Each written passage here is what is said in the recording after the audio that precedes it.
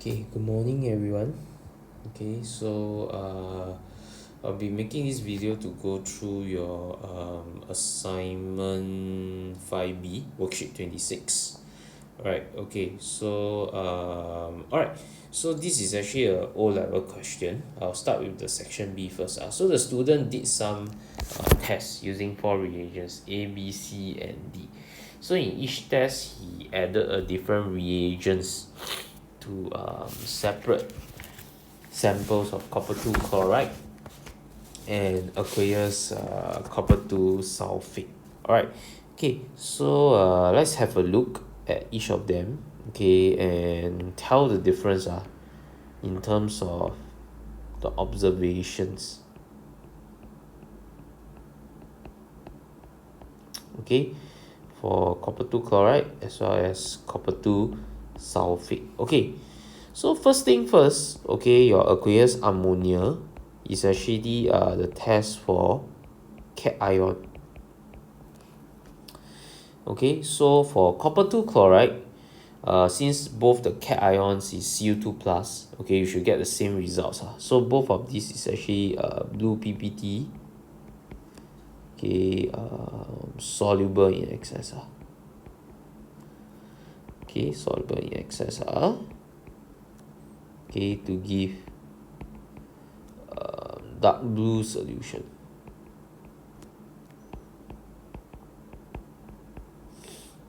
Okay, so this one also blue PPT, soluble in excess to give dark blue solution.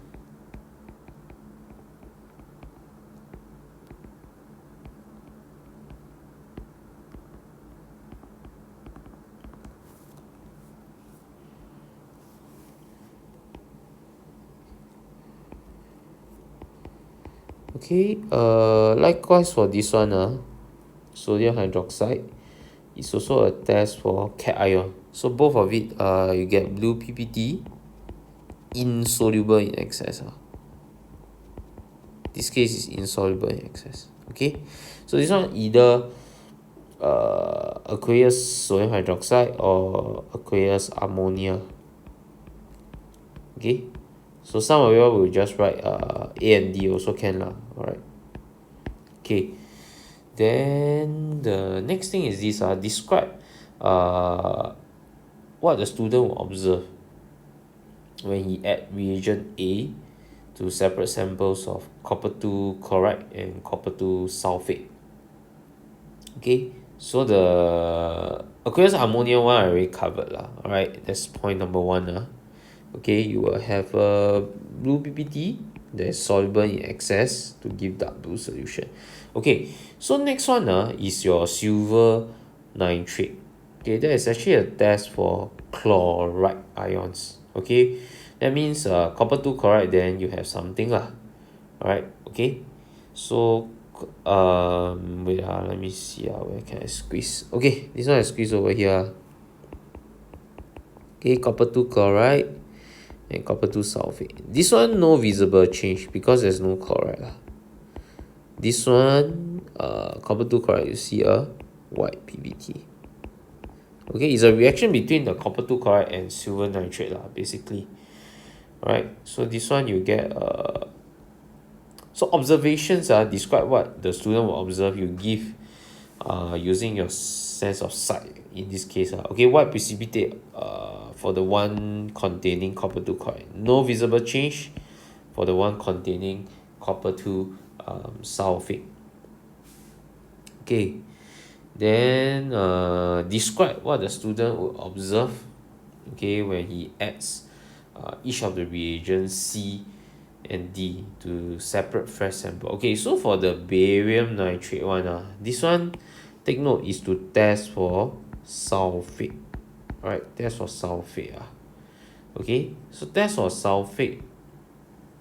For the copper 2 chloride one, there's no visible change. For this one, you actually see a white PPT. Okay, no visible change. Okay, how the white PPT is formed, I can write a chemical equation. So barium nitrate plus copper 2 sulfate. This one gives you barium sulfate. I know space, that's why write it at the bottom lah. Ideally you should write it in one line. Okay, so when barium nitrate is added, no visible change should be observed in aqueous copper 2 chloride, but white PPT will be observed for the one containing aqueous copper 2 sulfate. Okay, then when sodium hydroxide is added, you get a blue PPT, insoluble in excess sodium hydroxide. Alright, can. So need to write quite a bit lah for this kind of questions. Okay, then moving on to question 12. Okay, so the figure below involves compound C, metal chloride. So you will need the following information to identify C. Okay, so compound C is from group 2, has this formula XCl2, and then all the relative atomic mass. Okay, let's have a look. So an aqueous solution, okay, you add aluminium powder. Okay, you get a gas that turns moist red litmus blue. So this is ammonia gas. This part, okay, it's actually a test for nitrate. Means A got nitrate lah. Very likely. Alright. Okay, then next thing you get carbonate. Okay, you don't know what is it. Okay, it's some sort of like X carbonate lah. Okay, X is 2 plus. Alright. Okay, then you add the acid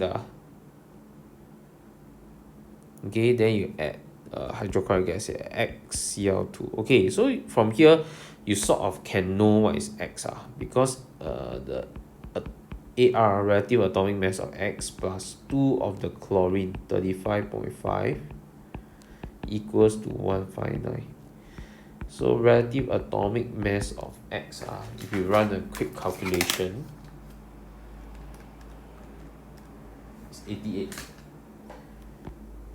Okay, so that means it's strontium lah, this thing. Okay, so mystery solved already. So X is actually strontium. Okay, then here. Right, so strontium nitrate is A lah.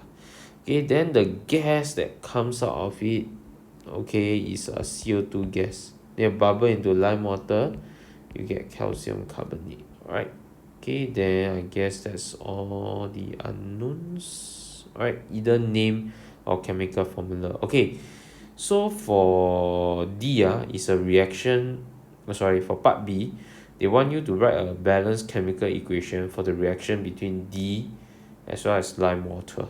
Okay, so D is carbon dioxide, this is lime water, calcium hydroxide, then you get calcium carbonate and water. Okay, so carbon dioxide is actually an acidic oxide, non-metal dioxide.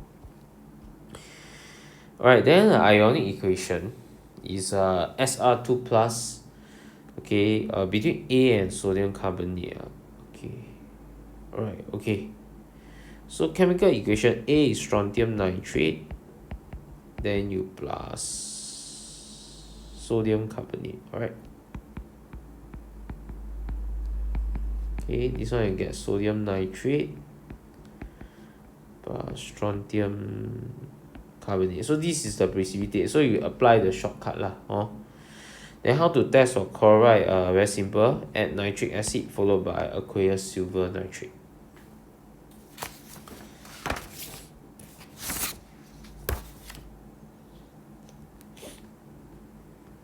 Okay, then alright, shall briefly explain the MCQ lah. Right, okay, so let's look question by question. So a label is missing from a bottle of yellow solution Q. Okay, so you conduct a couple of tests. First one is sodium hydroxide, then you get bright brown. So this one means Fe3 plus is inside Q.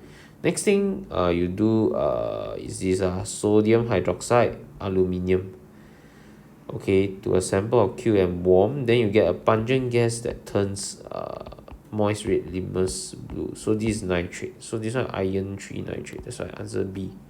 Okay, Okay, let's look at question 2. So the results of the 3 tests on the solution of compound Z are shown. So what precipitate forms soluble in excess. Okay, so this possibility could be Zn2 plus or Al3 plus. Okay, can further confirm when add ammonia. Okay, also soluble in excess. Okay, so that means it's zinc for sure. Okay, then you add aluminium and aqueous sodium hydroxide. So this one is the test for nitrate. So then you get ammonia gas come out. Means have. Okay, so this one is zinc nitrate. Okay. Then let's look at question 3. Question 3 says you add aqueous ammonia, white precipitate which dissolve when an excess of aqueous ammonia. So this one means it's certainly Zn2 plus. It's the only white one that is like that in aqueous ammonia. Al3 plus insoluble. Okay, then nitric acid followed by barium nitrate, you get white precipitate. So this would mean that is sulfate. So zinc sulfate. D. Right. Okay, question 4. Okay, has a choking smell, turns blue litmus red, then white. This one means bleach it. Chlorine for sure. Okay, certainly this one easy. Okay, next one. In which reaction is a white precipitate formed? Okay, you have acidified potassium manganate. This one no precipitate at all. The first one is no PVT at all. Okay, B barium nitrate plus potassium chloride. This one you get barium chloride and potassium nitrate. So again also don't have. Okay, this one is no visible change. Actually. This one is the one. You get white PPT. The last one you will get copper 2 hydroxide, blue BBD. Yeah, but you want the white one, so it's C. Okay, alright, let's look at question 6. Okay, so salt G dissolve in water to give a green solution. Okay, green one.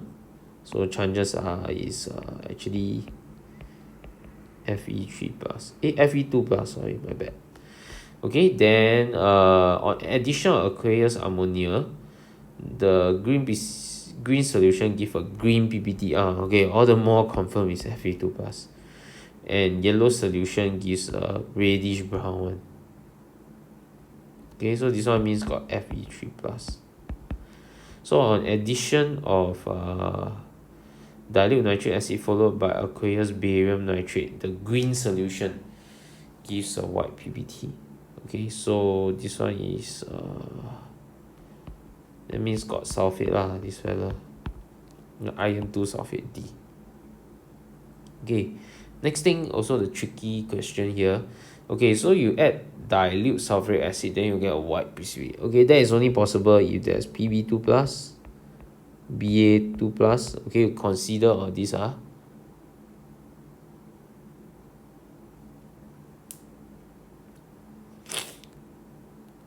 or otherwise there's Ca2 plus. Okay, so definitely cannot be zinc all this way. Cannot be Al3 plus also.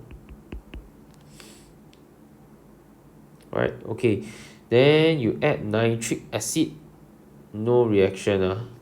This one means no sulfate. This one means got sulfate.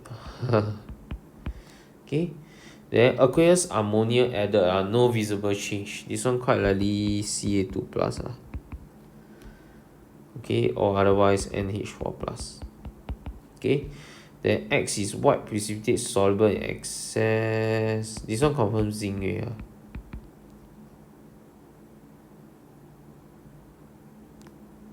Okay, X got zinc, that means it's sulfate.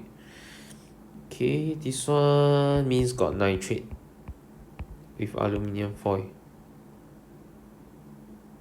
Calcium nitrate okay, then zinc sulfate, so answer C. Alright, okay, then question 8. So a salt on warming with excess aqueous sodium hydroxide evolve means give out a gas that turns red litmus blue. Okay, then add aluminium powder, the same thing happens. So got nitrate lah, this thing, and then you have ammonium nitrate.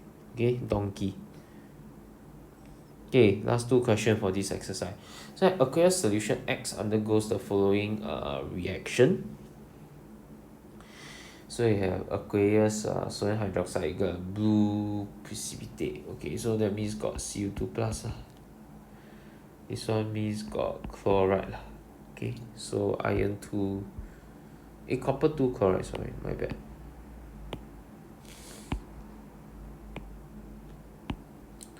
Last one, okay, the seawater got sodium, chloride, calcium, and sulfate. Which method could be used to measure the amount of sulfate ions? This one a good method because you will have lead 2 chloride. So you measure the lead 2 chloride together with the sulfate. No. Next one is barium nitrate.